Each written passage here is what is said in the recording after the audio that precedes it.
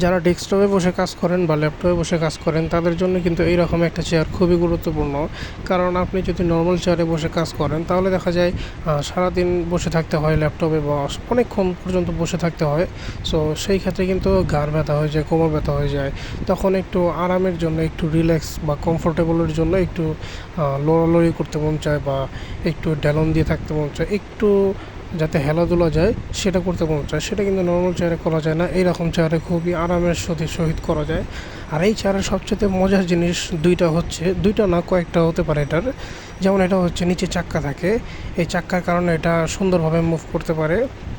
চাক্কাগুলো সব দিক দিয়ে ঘুরে, আপনি যেভাবে ইচ্ছা সেভাবে ঘোরাতে পারেন, অর্থাৎ সামনে পিছে ডানে বামে যে কোনো সাইডে আপনি সহজে ঘোরাতে পারেন।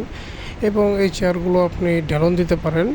চেয়ারগুলোর যে উপরের পাশটা আছে সেটা অনেকটা চরকির মতো ঘুরতে থাকে, যার ফলে আপনার খুবই সুবিধা হয়।